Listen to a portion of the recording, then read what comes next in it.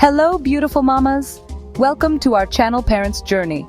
I know that when you hold your tiny baby in your arms, a million questions can race through your mind. Am I doing this right? Is my baby happy?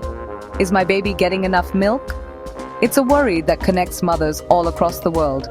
You are not alone in feeling this way. This journey of motherhood is filled with love and joy, a little bit of uncertainty.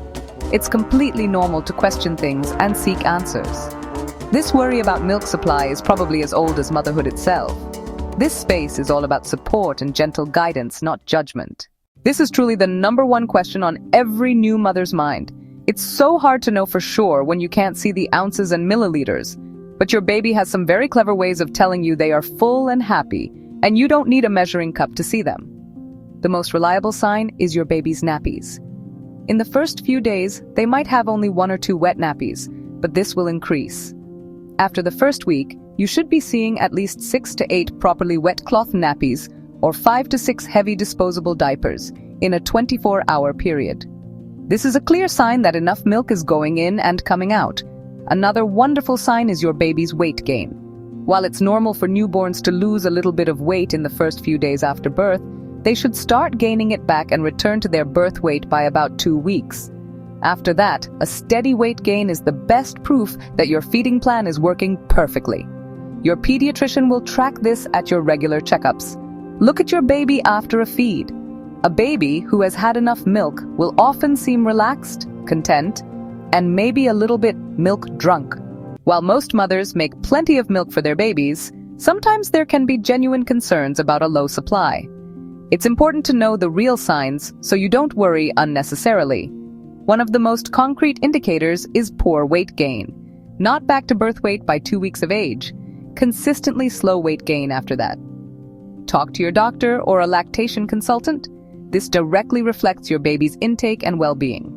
Another key sign is a low output of wet and dirty nappies. Fewer than 5 or 6 wet nappies in 24 hours after week 1. The color of their urine is also a clue. It should be pale yellow. Dark yellow, strong-smelling urine can indicate dehydration. Infrequent or very small bowel movements after the first few weeks can be part of the picture. This varies a lot. Look at it with other signs.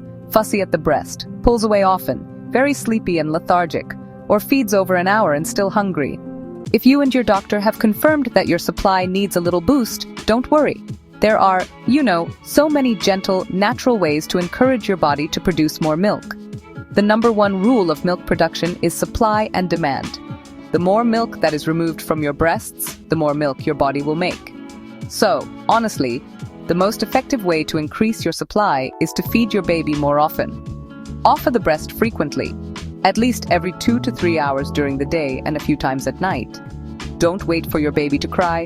Look for those early hunger cues we talked about.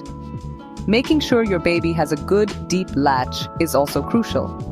A good latch ensures your baby can effectively drain the breast, which signals your body to ramp up production.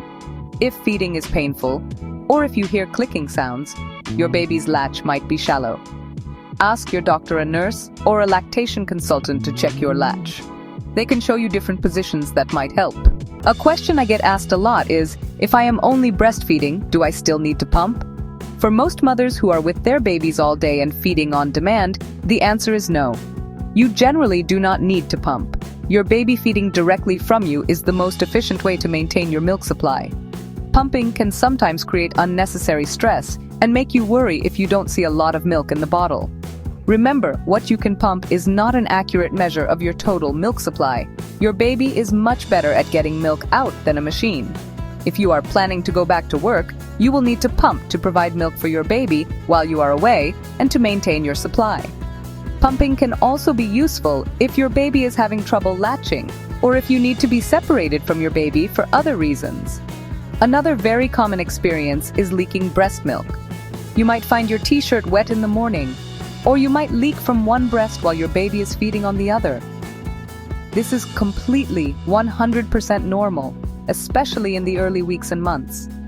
Leaking is simply a sign that your breasts are full and your letdown reflex is working well. You can use disposable or reusable breast pads inside your bra to manage the leaks. Every mother's body is different. If you have persistent worries about your baby's weight, their latch, or your milk supply, talk to your pediatrician or a certified lactation consultant. Sometimes, a small tip or a little reassurance from an expert is enough to get you back on track. You are doing an incredible job. Keep going, Mama.